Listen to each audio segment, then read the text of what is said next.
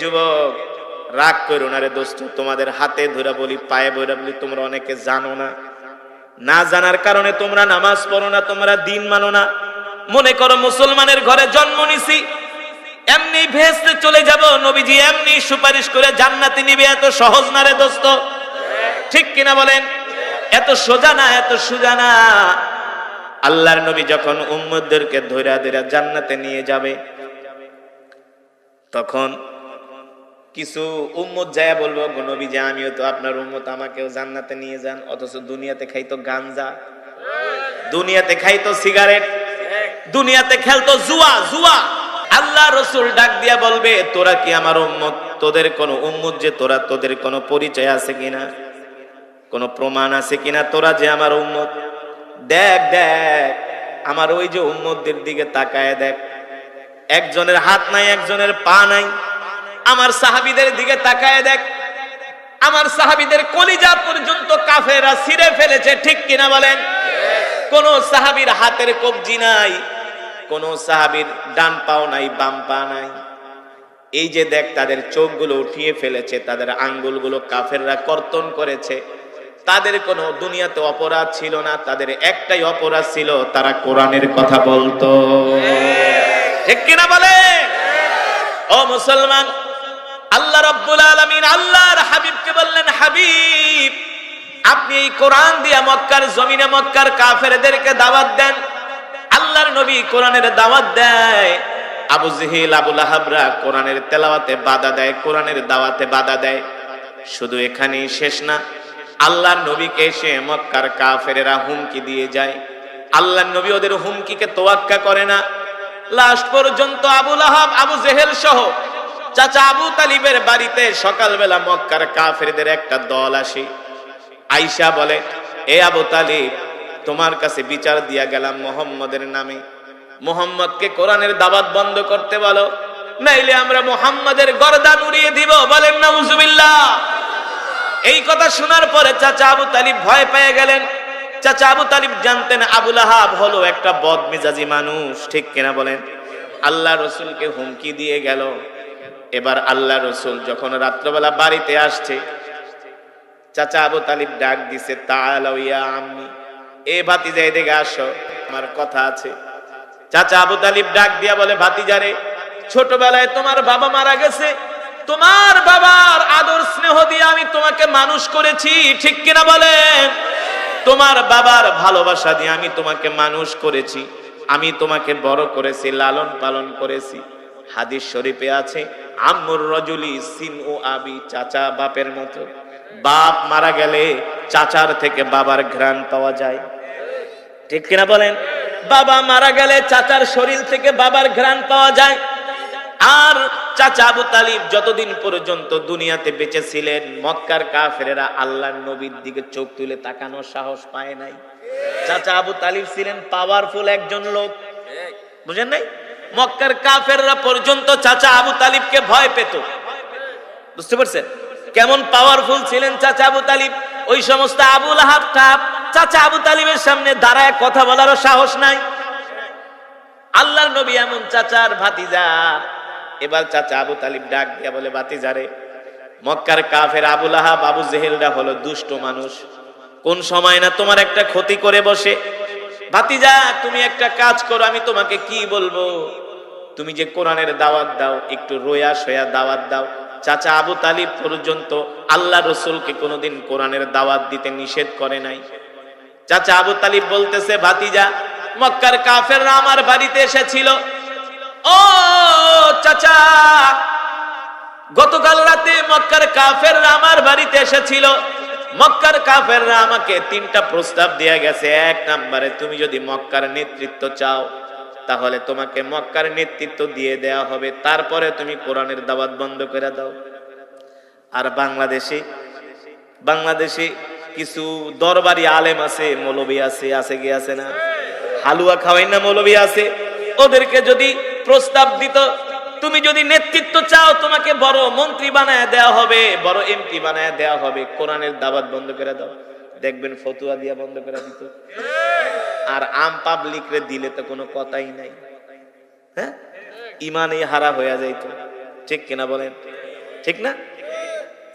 আল্লাহ রসুলকে মক্কার কাফেররা প্রস্তাব দিয়ে গেলেন, এই আবু তালিব মুহাম্মদকে বলো, যদি মুহাম্মদ মক্কার নেতৃত্ব চায় আমরা মক্কার বড় নেতা বানাই দিব, মুহাম্মদকে তার কথায় আমরা উঠবো আর বসবো। কথা বলছেন? কত বড় পাওয়ারফুল বড় বড় নেতা ছিলেন ওরা। বলে আমরা মুহাম্মদের কথায় উঠবো আর বসবো, মুহাম্মদকে বলো কোরআনের দাওয়াত বন্ধ করে দিতে। আল্লাহ নবী শুনতেছেন আর বলতেছেন, চাচা আর কি বলছি? বলে শোনো ভাতিজা, মক্কার কাফেররা বলে দিছে তোমার যদি সম্পদের প্রয়োজন হয় মক্কার বড় ব্যাংকের চাবি তোমার কাছে দিয়ে দেওয়া হবে, যত দিনার দিরহাম লাগে স্বর্ণ গয়না লাগে তুমি উট ভর্তি কাফেলা ভর্তি ভর্তি তুমি বাড়িতে নিয়ে আসবা। চাচা আর কি বলেছে? বলে শোনো ভাতিজা, দুনিয়ার এমন কোন পুরুষ নাই যেই পুরুষেরা সুন্দরী মেয়ের প্রতি আকর্ষণ নাই, লালায়িত না। কথা কয় না? পৃথিবীর ইতিহাসে যুগে যুগে যত বড় বড় মুসলিম নেতাদের মাথা নষ্ট করেছে কাফের বেঈমানেরা সুন্দরী নারী দিয়া। ঠিক কিনা বলেন? এই যে ইসরায়েল আজকে সারা পৃথিবীতে কেন এত শক্তিশালী? ইসরায়েলের মেয়েরা হলো সবচেয়ে সুন্দরী। এই মেয়েদেরকে দিয়া ইসরায়েল সারা পৃথিবীতে গোয়েন্দাগিরি করায়। মোহাম্মদ বিন সালমানের মাথা নষ্ট করে ইসরায়েলের নারীরা, জানেন না? এই যে ফিলিস্তিনের যিনি প্রেসিডেন্ট ছিলেন ইয়াসির আরাফাত, ফিলিস্তিনকে নিয়ে আজকে এত মারামারি এত যুদ্ধ ফিলিস্তিনকে নিয়ে। এই ইয়াসির আরাফাত কোন মুসলমানকে বিয়ে করে নাই, তিনি বিয়ে করেছিলেন একজন খ্রিস্টান, তিনি বিয়ে করেছিলেন একজন ইহুদি। ঠিক কিনা বলেন? ঠিক না? ওদের সুন্দরী নারীদেরকে দিয়ে আমাদের রাষ্ট্রপ্রধানদের মাথা নষ্ট করে। পৃথিবীর এমন কোন পুরুষ নাই যে সুন্দরী মেয়ে দেখলে তাকাইতে মন চায় না। যদি বলেন হুজুর আমাদেরও তাকাইতে মন চায় কিন্তু আমরা তাকাই না, কার ভয়ে? জানি যে তাকাইলে কবরে গেলে কপালে মাইরাছে। যদিও ভুলে ঠুলে কোনো মেয়ের দিকে নজর চলে যায়, বার সাথে সাথে নজর ফিরাইয়া আল্লাহ মাফ করে দিয়ে, এটা অনিচ্ছাকৃত। ঠিক কিনা বলেন? হারাম। বেগানা মহিলার দিকে তাকানো কি? জোরে বলেন হারাম।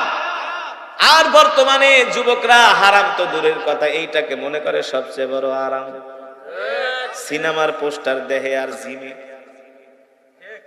কথা বলে কিছু যুবক আছে সারা রাত শুধু মোবাইলে ওই নায়িকা ফাইকাদেরকে দেখি। আরে বেটা, তুই যেই নায়িকাদেরকে দেখা ঘুম নষ্ট করস, এই নায়িকার ধারে কাছে তুই কোনোদিন যাইতে পারবি না। তোরে গেলে লাথি মারবো, তোরে গেলে পুলিশে পিটাইবো। তাইলে তার জন্য তোর ঘুম নষ্ট করার কি দরকার? তোর জিনা করার গুনাহ কামানো কি দরকার? কথা বলেন, কথা সঠিক নাকি বেঠিক? সত্য নাকি মিথ্যা? অথচ আল্লাহ তাআলা কি বলতেছে? বান্দা তুমি যদি আমার ভয়ে গুনাহ থেকে দূরে থাকো, বেগানা মহিলার দিকে তাকানোর থেকে দূরে থাকো, অহুরুন ঈন কামসালিল লুলুইল মাকনুন। যুবক রে, কেন তোমাদেরকে এত ধমকাইতেছি? দোস্ত ভালো করে শোনো, এই দুনিয়াতে যদি একটু আল্লাহকে সন্তুষ্ট করতে পারো, মৃত্যুর পরে আল্লাহ তোমাকে এমন জান্নাত দিবে, যারা জান্নাতে যাবে তাদের জান্নাতটা হবে এই দুনিয়ার 10টার সমান। আর হুর দেওয়া হবে 70 জন। একজনকে কয়টা করে? জোরে কোন কয়টা? এই যুবক, তোর কয়টা মেয়ে দরকার? তোরে আল্লাহ 70টা দিবে। তাও কি কেমন হুর? আল্লাহর কোরআন বলছে, আমি বানায়া বলি না। কেমন সুন্দরী হুরেরা, ভালো করে শোনো, ভালো করে শোনো। আমি যখন মিশরে পড়াশোনা করতাম, যখন ফার্স্ট মিশরে গেছি, মিশরের রমণীদের মতো এত সুন্দর রমণী পৃথিবীতে নাই। মিশরের আরে পুরুষরাই তো সুন্দর, আর নারীদের কি অবস্থা? মাঝে মাঝে আমরা মিশরের কিছু বড় বড় মার্কেটে যাইতাম আতর কিনতে। মিশরের রমণীরা যখন বোরকা পরে আসতো, এক একটা 5 ফিট 7 ইঞ্চি লম্বা, দেখতে যেমন লম্বা সুন্দরী। যারা সুন্দরী রমণী বোরকা পরলে বোঝা যায় যে এটা সুন্দর। ঠিক কিনা বলে? মিশরের এক শায়েখ আমাকে ডাক দিয়ে বলে, ইনতা বাঙ্গালি উনজুর, তাকায় দেখ কি সুন্দর। শোন, ওরা আর কি সুন্দর, ওদের চাইতে আল্লাহ তাআলা জান্নাতে এমন হুর বানায় রাখছে।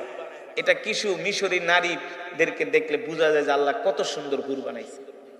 কি ওই সমস্ত হিন্দু মিন্দু নায়িকা ফাইকা।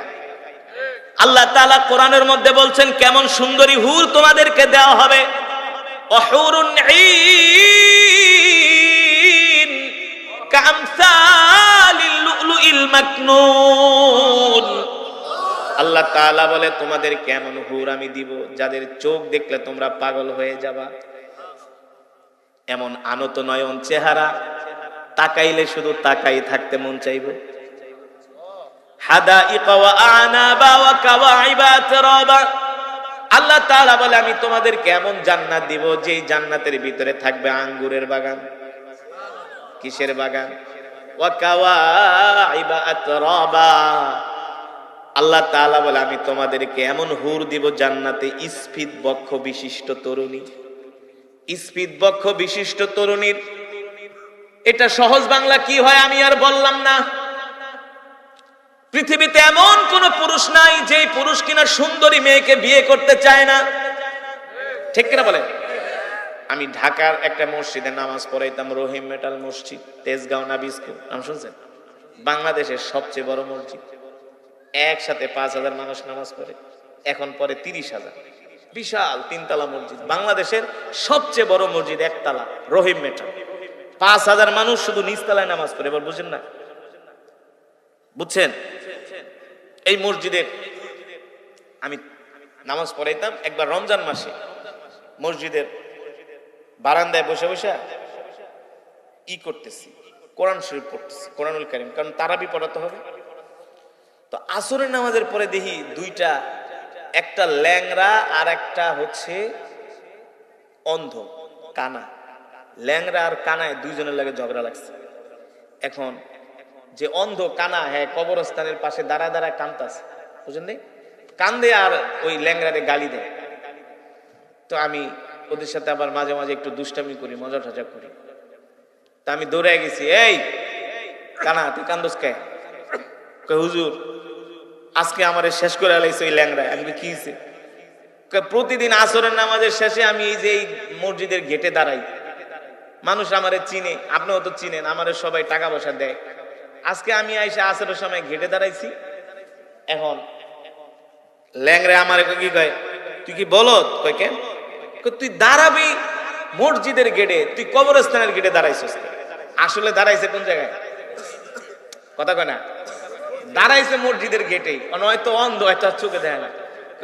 তুই আমার উপকার করছিস, আয় আয় তোর আমি মসজিদের গেটে দাঁড়াই, এখানে দাঁড়াইলে তোর কেউ 2 পয়সা দিব না। তোরে কি করছে, রহিমেটাল মসজিদের বিশাল একটা গোরস্থান আছে, যারা গেছেন দেখেন, অনেক বড় গোরস্থান। ওই তেজগাঁ এলাকার সব মানুষ অনেক কবর দেয়। তো 2 দিন পর পর প্রতিদিনই একটা একটা জানাজা হয়, বুঝলেন না? ওইখানে অনেক ভিক্ষুক থাকে, মানে আপনারা আজকে মাহফিলে যে লোক আইছেন এতে বেশি ভিক্ষুক ওই মসজিদে থাকে, বুঝতে পারছেন? হ্যাঁ, তো তো তো এখন আপনাদের সাথে একটু মজা করতেছি। হ্যাঁ, তো ওই কানায় আমার কয়, হুজুর ল্যাংড়া আমার কি ক্ষতিটা করছে কর? আমি মসজিদের গেটে দাঁড়াইছিলাম, ওই আমার শত্রুতামি কইরা আমার এই কবরস্থানের গেটে দাঁড় করাইছে, আমি একটা পয়সাও পাই নাই। আরো মানুষ আমার যায় আর কয়, এই কানা তুই কবরস্থানের গেটে দাঁড়াইছিস কে? আমি একটা পয়সাও পাই নাই। এখন তো কানায় কান্তা আছে। পরে আমি কই, আয় তোর কয় টাকা লাগবে? আমি প্রতিদিন আসরের সময় মসজিদে আমি, হুজুর 400-500 টাকা আমি পাই। আমি কই তোর 500 আজকে আমি দিব, তুই আমার সাথে ইফতার করবি। পরে আমার রুমে নিয়ে আইছি, এই জিগাই কয় টাকা কামাস মাসে? কামাই ভালোই, 20-30 হাজার হয় এভারেজে। সবে বড় সবে কদর আইলে একটু বেশি হয়, ওদের সিজন। আমি কই এত টাকা কামাস, বিয়া শাদী করছস? কই না হুজুর। আমি কই বিয়া করবি? হাসিয়া দিয়া গে, হুজুর বিয়া করতে আবার কার মন না চায়? আমি কই তাই কেমন মায়া চাস? হুজুর আপনি তো দেশ বিদেশে যান, ওয়াজ করেন, আমি জানি আপনার কেরাত আমি শুনি, চোখে দেখে না কিন্তু ওদের শ্রবণ শক্তি, ওরা সব বলতে পারে, সব দেখে, চোখে দেখে না কিন্তু ওরা অনুমান করে সব বলতে পারে। হুজুর যদি পারেন আমার জন্য একটা সুন্দরী মায়া দেখেন। আমি কানা তুই চোখে দেওয়াস না, তুই সুন্দরী মায়া দেখে কি করবি? হুজুর আমার খুব শখ, ইনকাম টিনকাম ভালোই আছে, একটা সুন্দরী মায়া হইলে আমার জন্য একটু দেখেন আপনি। তো যেটা বলছিলাম মুসলমান, আল্লাহ রাব্বুল আলামিন এমন সুন্দর হুর জান্নাতীদেরকে দিবে, যে হুরদের চোখ হবে বড় বড়, চুলগুলো হবে স্বর্ণের কালারের। সুবহানাল্লাহ বলবেন না? ওয়া কাওয়াইবা আতরাবা। এ যুবক, আমি এখানে অনেক মুরব্বীরা আছে, আমি ভাঙ্গা বললাম না, তোমরা মোবাইলে কোরআন তেলাওয়াতে যায় সার্চ দিবা 30 পারার সূরা নাবা, এই আয়াতটা ভালো করে দেখবা, দ্বিতীয় পৃষ্ঠা, ওয়া কাওয়াইবা আতরাবা। আল্লাহ তাআলা কেমন সুন্দরী হুর তোমাদেরকে দিবে। সুবহানাল্লাহ। আল্লাহর নবী বলে এমন সুন্দরী হুর তোমাদেরকে দেওয়া হবে, ওই হুরেরা যদি দুনিয়ার দিকে তাকায়া একটা হাসি দিত, হুরদের দাঁতের আলোতে সারা পৃথিবী আলোকিত হয়ে যেত। হুরদের দাঁতের আলোতে। কিসের আলোতে? আরো জোরে বলেন, কিসের আলোতে? আপনার স্ত্রীর দাঁত যদি সুন্দর হয়, দাঁতের প্রশংসা করেন কি করেন না? দাঁত সুন্দর হওয়া এটা কিন্তু চারটিখানি কথা না, ঠিক কিনা বলেন? দাঁত সুন্দর হলে দেখতে ভালো লাগে। আল্লাহ নবী বলেন হুরদের দাঁতগুলো এত সুন্দর হবে, ওই হুর যদি দুনিয়ার দিকে তাকে একটা হাসি দিত, দাঁতের আলোতে সারা পৃথিবী আলোকিত হয়ে যেত। সাহাবায়ে কেরাম প্রশ্ন করলেন, ও আল্লাহর নবী কেমন সুন্দর হুর হবে? আল্লাহর নবী নিজেই লজ্জা পেয়ে গেলেন। শোনো, ডিম ভাঙলে ডিমের কুসুম যেমন নরম, হুরদের শরীরও হবে তার চেয়ে আরো নরম। আর আস্তে কোন সুবহানাল্লাহ। জান না একটা সুন্দরী মেয়ে বিয়ে করতে, আপনার 14 গাড়ের পানি খাওয়াই, ঠিক কিনা বলেন? তো আল্লাহ আপনাকে এমন 70টা হুর দিবে। কয়টা? আরো জোরে বলেন, কয়টা? হুরদের বয়স হবে 18। কত? 18 বছর বয়স। তো 70টা হুর যে আপনাকে দিবে, আপনার বয়স হবে 25, পুরুষদের বয়স হবে 25। আল্লাহ নবী একদিন এক সাহাবীকে বললেন, এক সাহাবী আল্লাহ নবীর সামনে আসছে, বৃদ্ধ সাহাবী। আল্লাহ নবী কয়, এই বৃদ্ধ ঠিদ্ধ জান্নাতে যাবে না। সাহাবী তো কান্দা দিছে। আল্লাহ নবী কোন কি জান্নাতে না গেলে আপনার সাথে কেমনে থাকবো? সাহাবী, সরল সাহাবী কান্না করে দিছে। আল্লাহ নবী বলে, বৃদ্ধ জান্নাতে যাবেন, জান্নাতে যাবেন, তবে জান্নাতে যাওয়ার পরে আল্লাহ তাআলা সবাইকে 25 বছরের যুবক বানায় দিবে। ও মুসলমান, আল্লাহর গোলামেরা, আল্লাহর বান্দারা, তো আল্লাহ তাআলা এত সুন্দর সুন্দর হুর আমাদেরকে কি এমনি এমনি দিবেন নাকি? সেই জান্নাত কি এমনি এমনি দিবেন নাকি? সেই জান্নাত পেতে হলে কষ্ট করতে হবে কি হবে না? যেই জান্নাতের মধ্যে গাছ থাকবে, সেই গাছগুলো হবে স্বর্ণের গাছ। কিসের গাছ? কিসের গাছ? স্বর্ণ দিয়া কোন রাজা বাদশা গাছ বানাইছেন দেখছেন নাকি? আরে মিয়া, স্বর্ণ দিয়া কোন রাজা বাদশা গাছ বানাইতে পারে নাই, পেয়ালা ঠেয়ালা বানায়, ঠিক কিনা বলে? স্বর্ণ দিয়া মোবাইলের কাভারও বানায়, কিন্তু স্বর্ণের গাছ বানাইতে পারে নাই। আল্লাহ তাআলা জান্নাতের ভিতরে স্বর্ণের গাছ বানাবেন। আল্লাহ সুবহানাহু ওয়া তাআলা জান্নাতের যেই ইটগুলো থাকবে, সেই ইটগুলো আল্লাহ তাআলা রূপা দিয়া বানাবেন। জান্নাতের মধ্যে যেই চুল আশ্রাবেন, সেই চুলটা, সেই চিরুনিটাও আল্লাহ তাআলা স্বর্ণ দিয়া বানাবে। সুবহানাল্লাহ বলেন। যদি বলেন হুজুর এত সুন্দর জান্নাত হবে, আমি আপনাকে প্রশ্ন করব, আপনি যদি দুনিয়ার মানুষের বানানো 5 স্টার 10 স্টার হোটেলে কোনোদিন থাইকা থাকেন, তাহলে বুঝবেন ওই হোটেলগুলো কত সুন্দর, কত সুন্দর। আমি জীবনে অনেকবার 5 স্টার 10 স্টার এমন কোন হোটেল নাই, থাকা বাদ নাই। এই কারণেই তো ওই হোটেলগুলায় যখন থাকি তখন বুঝি, আল্লাহ, দুনিয়ার মানুষের হোটেল যদি এত সুন্দর হয়, তাহলে তোমার জান্নাত না কত সুন্দর। জোরে বলেন সুবহানাল্লাহ। ওই 5 স্টার 10 স্টার হোটেলে আপনি যখন থাকবেন, একটা নাম্বার আপনাকে দিয়ে দিবে, ওই নাম্বারে আপনি টিপ দিবেন, যা চাইবেন তা আপনার সামনে হাজির। যা চাইবেন, যদি মদ চান মদ দিবে, গাঁজা চান গাঁজা দিবে, হ্যাঁ, আপনি নারী চাইলে নারীও দিবে। বলে আপনাদেরকে বোঝানোর জন্য বলছি, কি চান সব আপনি ওই হোটেলগুলোতে পাবেন। কি সব আপনি হোটেলগুলোতে পাবেন। তো দুনিয়ার মানুষ যদি এমন হারাম জিনিস দিয়া হোটেলগুলোকে এত সুন্দর করে সাজাইতে পারে, আমার আল্লাহকে হালাল জিনিস দিয়ে সুন্দর জান্নাত বানাইতে পারে কি পারে না? যদি বিশ্বাস না করেন তাহলে ঈমানই থাকবে না, ঠিক কিনা বলেন? তাহলে ওই জান্নাত আমরা কিভাবে পাবো? ওই জান্নাত আমরা কিভাবে কামাই করব? ওই জান্নাত যদি কামাই করতে হয় তাহলে আমাদেরকে আল্লাহর কোরআন শিখতে হবে, ঠিক কিনা বলেন? যেই কোরআন আমি আপনাদের সামনে তেলাওয়াত করলাম, এই কোরআন নিজেদেরকেও পড়তে হবে, সন্তানদেরকেও পড়াইতে হবে। এই কোরআন নিজেদেরকেও শিখতে হবে, সন্তানদেরকেও শিখাইতে হবে, ঠিক কিনা বলেন? শুধু এই কোরআন আপনি যদি নিজে না শিখেন, সন্তানকেও যদি না শিখান, আপনি মনে করবেন আপনি বাঁচতে পারবেন না। আল্লাহর নবী বলেছেন, তলাবুল ইলমি ফারিদাতুন আলা কুল্লি মুসলিম, কোরআন শিক্ষা করা প্রত্যেকটা মুসলমানের উপরে ফরজ, ঠিক কিনা বলে? কোরআন শিক্ষা করা প্রত্যেকটা মুসলমানের উপরে ফরজ। এই কারণে কোরআন যদি আপনি না শিখেন, আপনি বিশুদ্ধভাবে নামাজ পড়তে পারবেন না, আপনার নামাজ হবে না। এই যে 60 বছর ধরে নামাজ পড়তেছেন, 70 বছর ধরে নামাজ পড়তেছেন, আপনার যদি কোরআন তেলাওয়াত সহি না হয়, আপনার নামাজ কিভাবে হবে বলেন? দুনিয়ার সব মাতবরি বোঝেন, একখানি জমিনে কতটুকুন পেঁয়াজ লাগাইলে কয় মণ পেঁয়াজ হবে সেই হিসাবটাও বইলা দিতে পারেন, ঠিক কিনা বলেন? ব্যবসায়ী হিসাব জানেন, সব হিসাব জানেন, কিন্তু কোরআন তেলাওয়াত করতে জানেন না, কোরআন তেলাওয়াত পারেন না। বাবারে, এত সোজা না, এত সোজা না। আল্লাহ তাআলার কাছে পুঙ্খানুপুঙ্খানুভাবে হিসাব দিতে হবে, ঠিক কিনা বলেন? আর সমস্ত গুনাহ ছেড়ে দিতে হবে।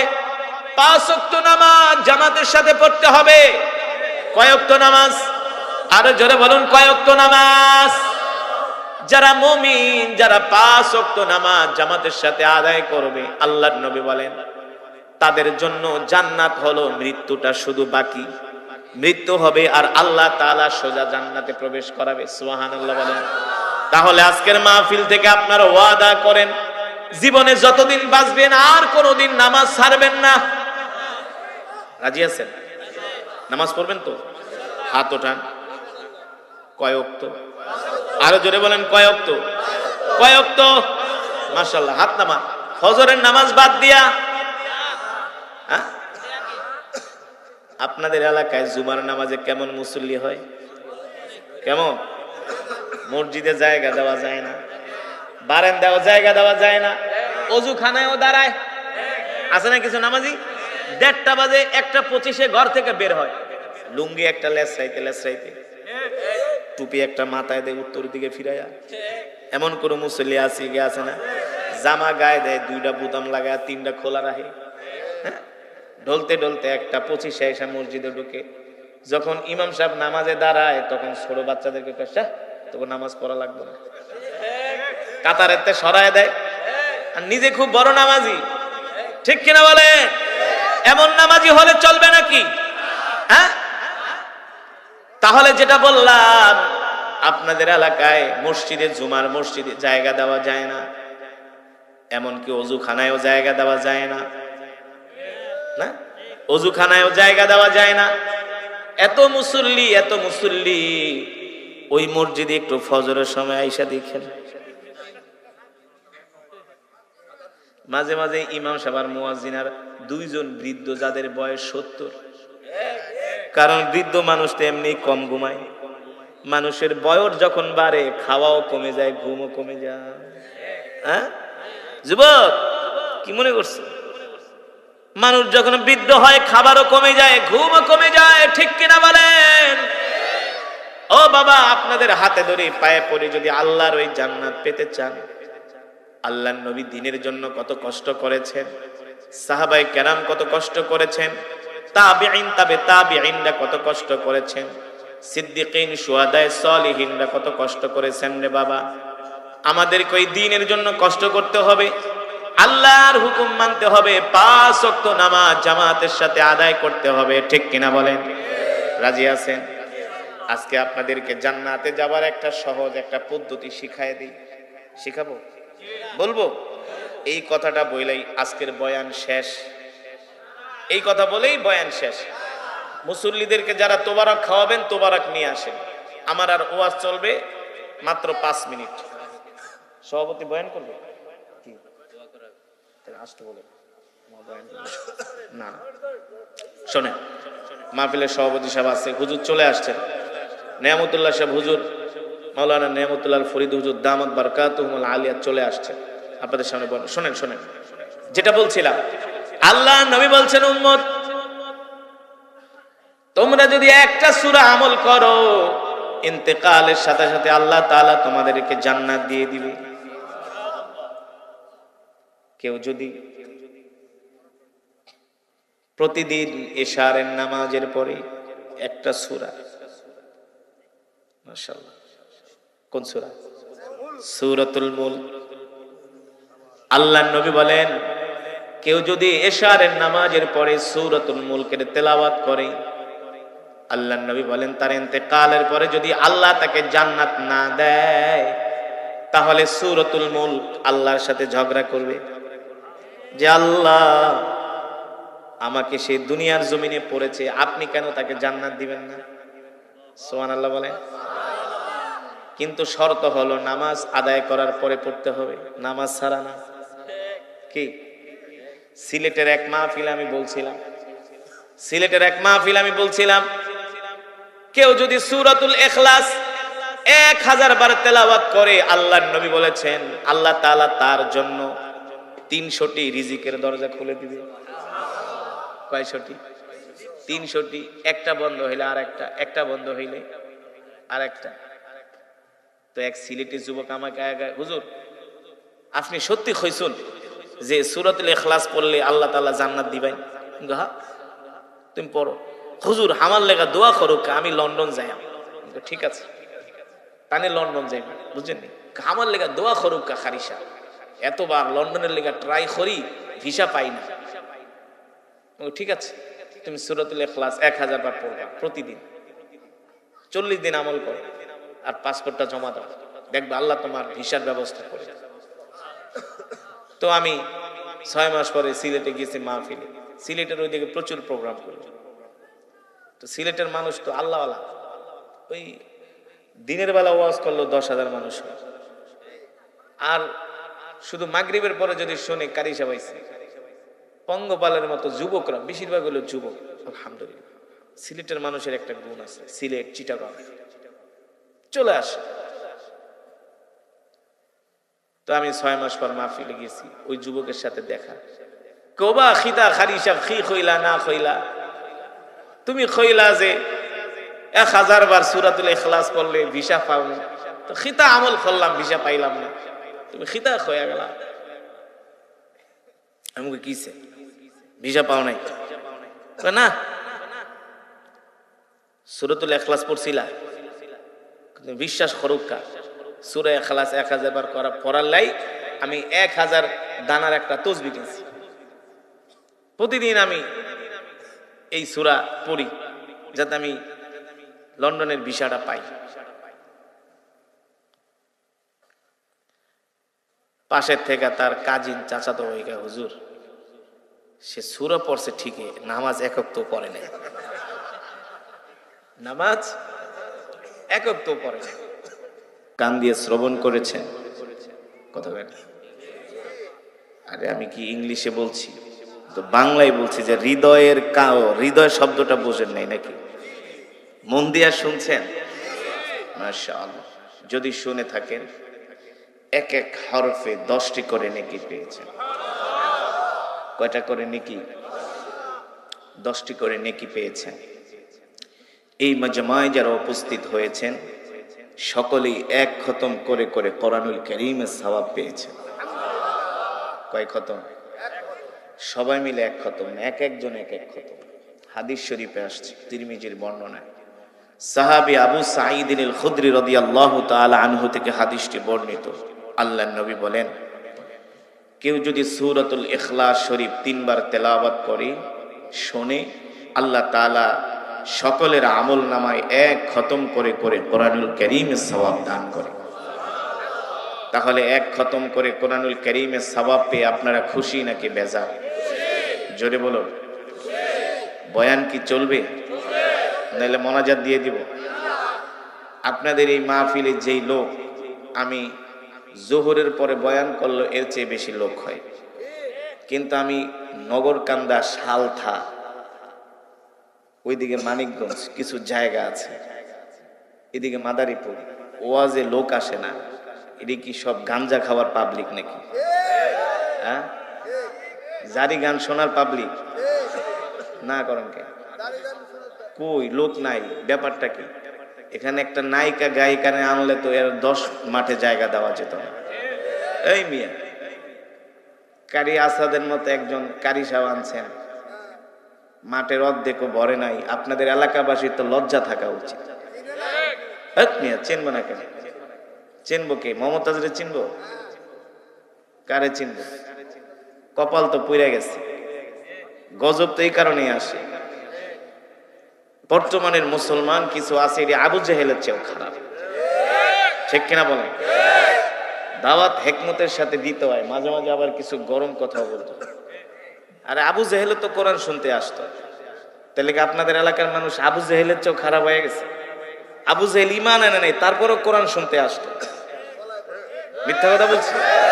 বানায় বলছি? আল্লাহ রসুল যখন বাইতুল্লাহ কোরআন পড়তেন, ওই যে দেখছো কিছু আছে এটি ঘুরে ঘুরা ঘুরা বিড়ি টানে আর বাদাম খায়। এত আনকালচার ফরিদপুর, এই গোপালগঞ্জ, মাদারীপুর, এর আনকালচার সমাজ খুব কম আছে। ওই দিন বিক্রমপুরে ওয়াজ করলাম, কম হলো 200 যুবক। কম আসার দরকার নাই। এটা কেন বলতে হবে? একটা কোরআনের মাহফিল হচ্ছে।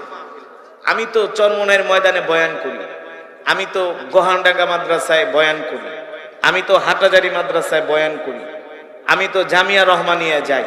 বাংলাদেশের এমন কোন জায়গা তো নাই যে যাই না।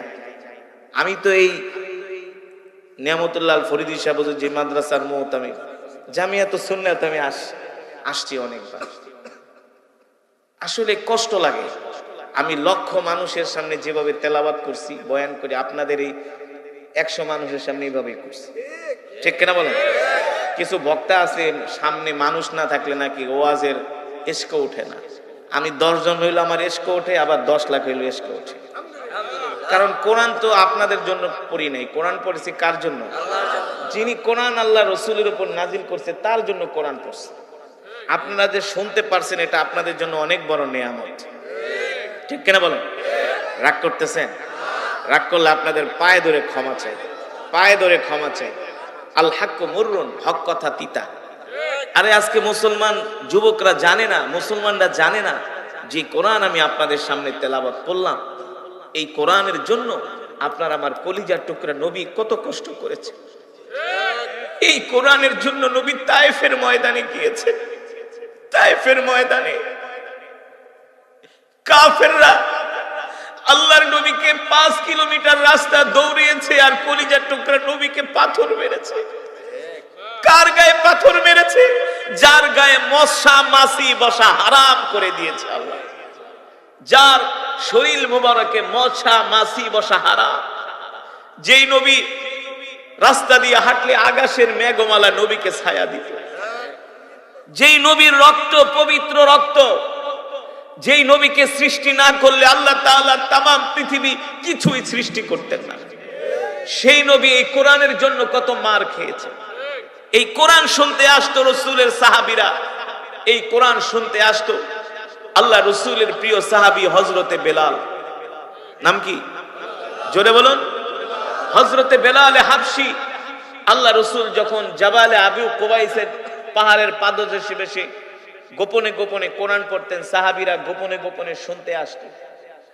দিনের আলোতে আল্লাহ রসুলের সামনে আসার সাহস পেত না, রাতের অন্ধকারে লুকিয়ে লুকিয়ে কোরআন শুনতে আসতো। বুঝতে পেরেছেন? রাতের অন্ধকারে রসুলের সাহাবীরা লুকিয়ে লুকিয়ে কোরআন শুনতে আসতো। একদিন আবু জেহেলকে কাফেররা ধরলো। এ আবু জেহেল, ব্যাপার কি? মুহাম্মদ যেভাবে কোরআন পড়ে, তার কোরআন শুনে তো মক্কার যুবকেরা কালেমা পড়ে মুসলমান হয়ে যাবে। কি করা যায় আবু জেহেল? আবু জেহেল 144 জারি করলো, আজ থেকে কেউ মুহাম্মাদের কোরআন শুনতে যেতে পারবে না। নাউজুবিল্লাহ বলেন।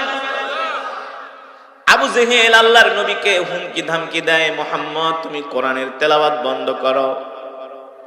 অথচ আল্লাহ তাআলা নবীকে বলছেন ইন্না আনজালনা ইলাইকা যিকরা লিতুবাইয়িনা লিন-নাস।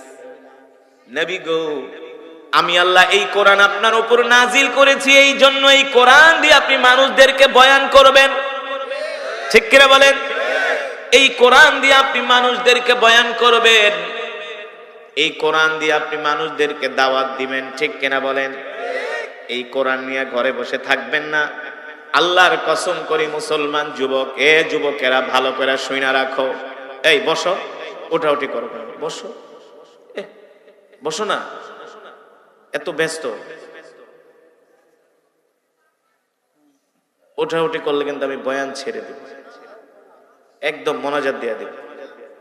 আপনারা যদি মহব্বতের সাথে কোরআন না শুনেন তাহলে আল্লাহ তো আপনাদের অন্তরে কোরআনের নূর পয়দা করবে না।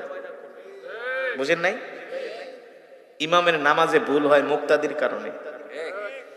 কিছু মুক্তাদি আছে ওযু করতে জানে না ঠিক মতো, আবার কিছু মানুষ তো বিনা ওযুতে নামাজ পড়ে। বিশ্বাস করেন না? বিশ্বাস করেন না? আমি নিজের চোখে দেখেছি, নিজের চোখে দেখেছি।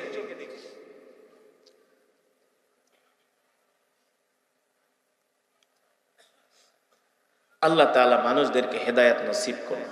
আমিন। কষ্ট পাচ্ছেন?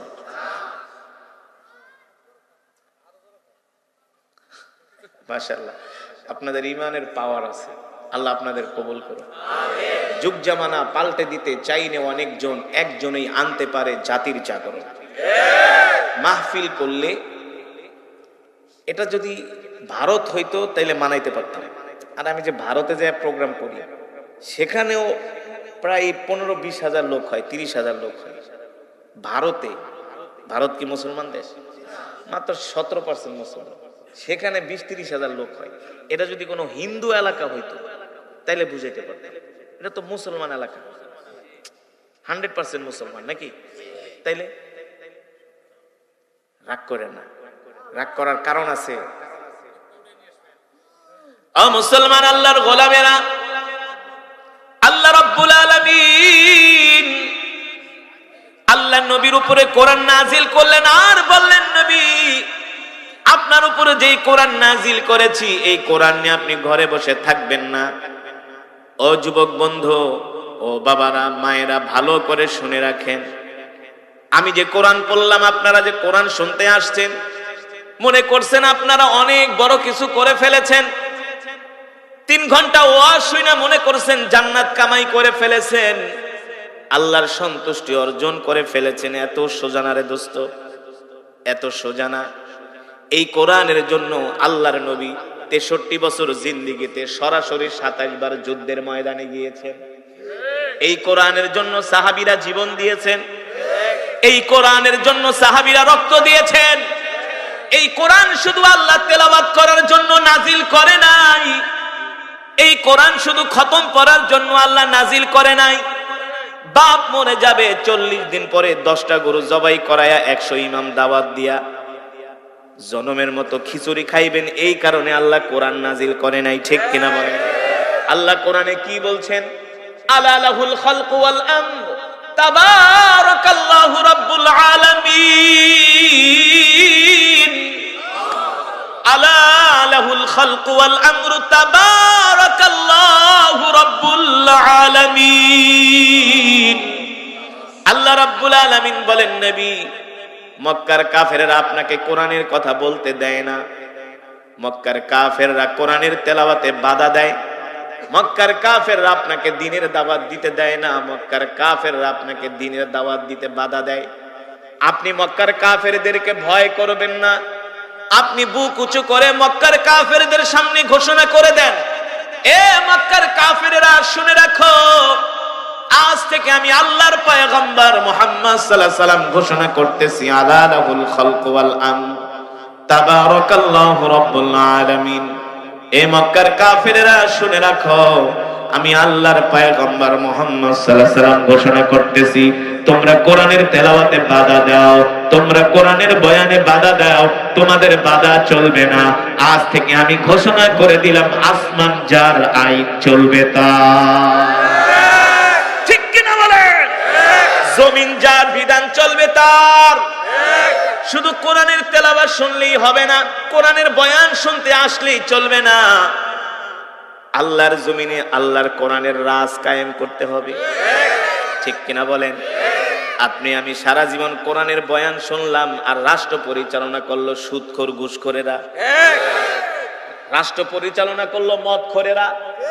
ঠিক কিনা বলেন? যারা রাষ্ট্র পরিচালনা করেছে ইতিপূর্বে 50 বছর, যারা রাষ্ট্র পরিচালনা করেছে 100-র ভিতরে 90 জনের চরিত্রের কোনো ঠিক নাই। 90 জনের চরিত্রের কোনো ঠিক নাই। তারা ঠিক মতো নামাজই পড়ে না, রোজাও রাখে না, মদ খায়, মদ খায়, মদ খায়, জিনা করে। ঠিক কিনা বলেন?